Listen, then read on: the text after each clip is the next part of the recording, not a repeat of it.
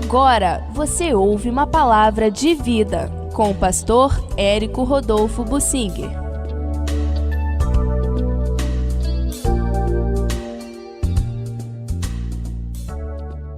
Jesus estava subindo para Jerusalém. Ele sabia que lá seria preso, que seria entregue nas mãos das pessoas, sofreria e, por fim, seria levado à cruz. Ele já sabia disso, mas ele sabia também que iria ressuscitar no terceiro dia. Isso está, por exemplo, em Mateus 20, de 17 a 19. Então, nessa perspectiva, um ambiente muito tenso, aquela preocupação no ar, Jesus caminhando com seus discípulos e o número de seguidores já estava bastante reduzido. Já estava no final do ministério, Jesus já estava fugindo das multidões. E isto não era difícil para ele, porque ele percebia, se ele ficasse muito tempo num lugar, certamente uma multidão viria, mas ele não ficava muito tempo, ele se deslocava, saía de tardinha, de noite ou de madrugada, quando ninguém estava esperando, lá ia Jesus embora. Então a multidão já não conseguia mais acompanhar Jesus, porque essa era a intenção. A fase de multidões já tinha passado.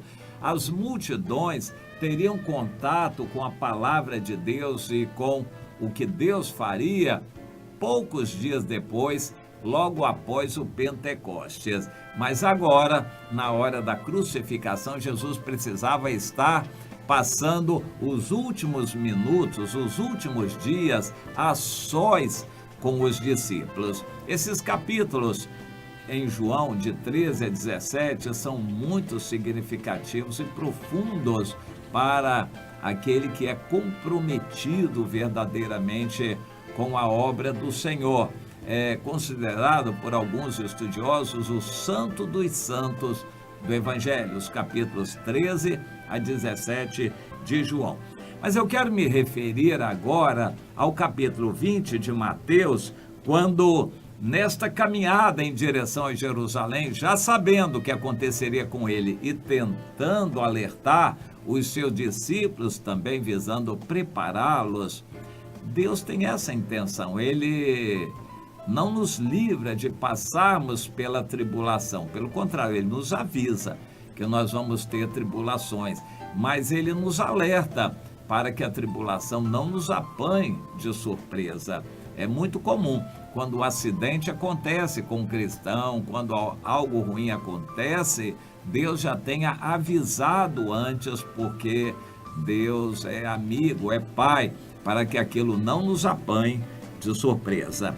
Jesus estava caminhando então em direção a Jerusalém, quando, aproveitando uma ocasião propícia, a mulher de Zebedeu com seus filhos, essa mulher de Zebedeu provavelmente era irmã de Maria e tia de Jesus.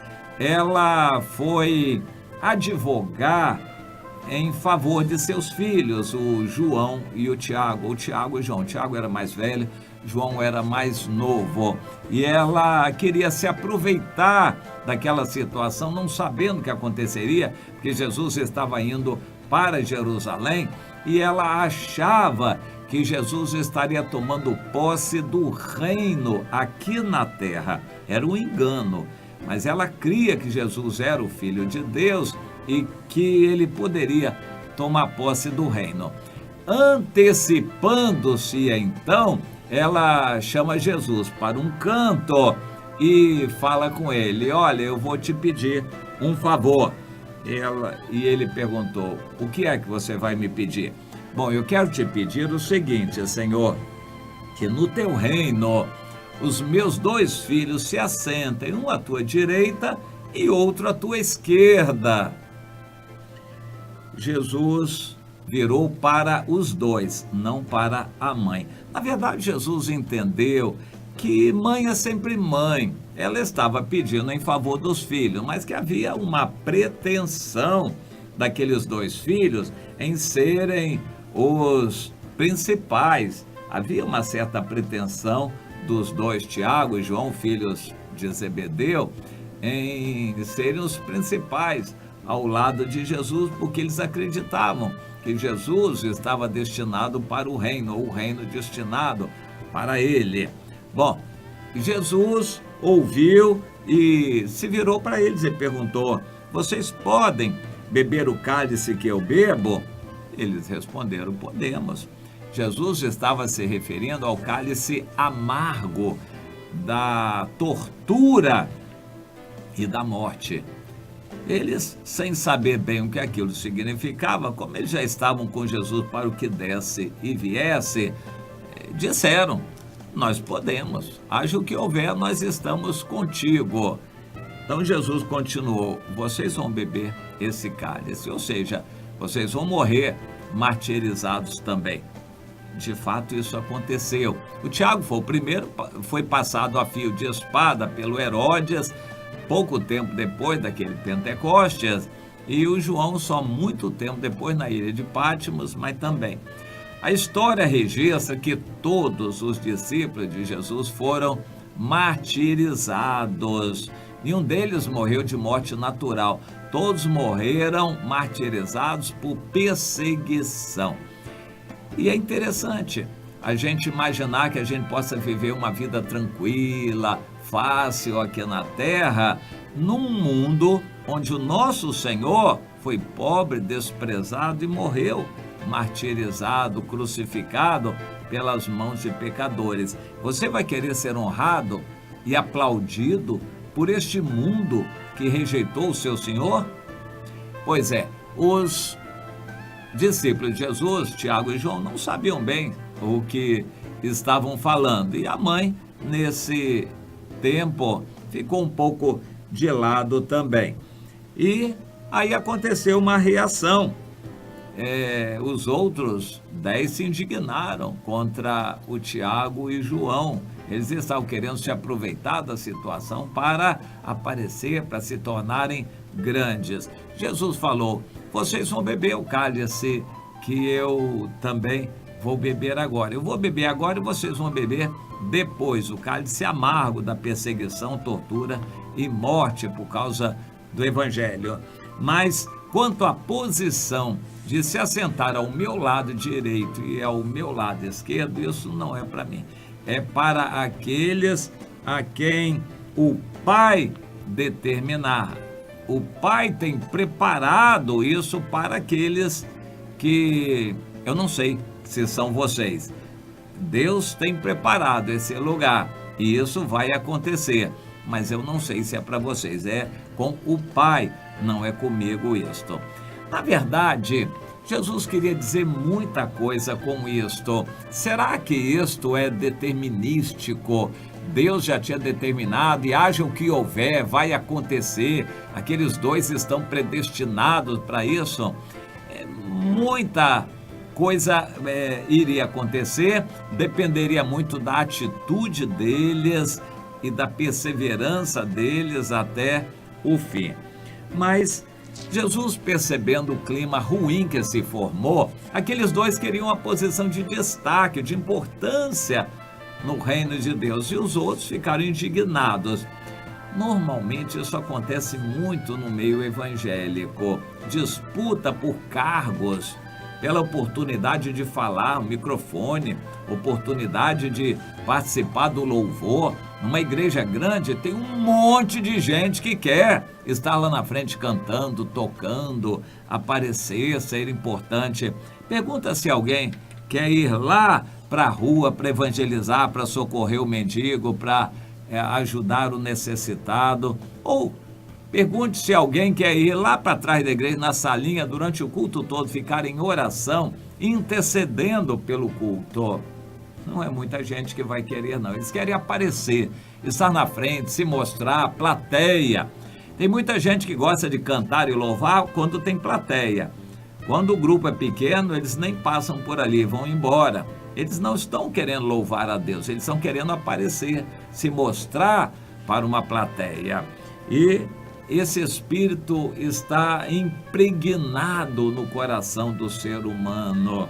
E Jesus, querendo dar uma lição dura nos seus discípulos e em nós também, Jesus disse: olhem, vocês saibam o seguinte, no mundo é assim, tem que ser esperto, se candidatar, se lançar, correr atrás.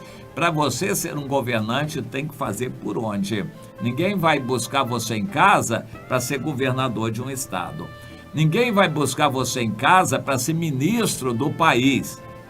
Você vai ter que correr atrás. Para chegar a uma posição qualquer de destaque e autoridade no mundo, a pessoa tem que correr atrás. Para ser ministro do Supremo Tribunal Federal, não pense que eles vão buscar você em casa, lá, você que está ocupado com seus afazeres, eles vão buscar você. Não, isso é para quem está correndo atrás há muito tempo. No mundo é assim, Jesus falou, mas entre vós não é assim. Pelo contrário, aquele dentre vós que quiser ser grande, será o que vos sirva. E quem quiser ser o primeiro, será servo de todos.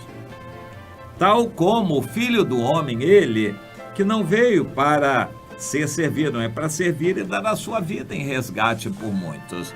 E mais adiante, quando Jesus já estava chegando em Jerusalém, se cumpriu a palavra lá de Zacarias, que ele viria, o rei humilde, montado em um jumentinho, filho de jumenta, cria de animal de carga. Não era um cavalo fogoso, era um jumento de carga, pequenininho, humilde. Jesus viria desta maneira. O próprio rei viria humilde. Esta é a tônica da obra de Deus, meu irmão. Aquele que é grande diante de Deus é o que é pequeno, humilde, que trabalha, que serve, que busca, evangeliza, cuida, visita, que pratica a religião verdadeira, que está servindo aos irmãos, que lava os pés dos irmãos, que está continuamente procurando. Hoje a maioria dos crentes não procura ninguém. Crentes acomodados, não visitam, passam a semana inteira, não visitam ninguém. É da casa para o trabalho, para a televisão, para o celular, o WhatsApp. Eles não visitam ninguém, não vão aos irmãos, não procuram pelos outros para servir aos irmãos. Estão acomodados. Eu fico triste ao ver esse modelo no nosso meio. Meu irmão, essa semana, você já visitou alguém? Você já foi procurar alguém na sua necessidade? Já foi procurar um irmão que está passando alguma dificuldade, alguma necessidade, para visitá-lo, para orar com ele, apoiá-lo, fazer alguma coisa por ele? Tem muito pouca gente querendo servir.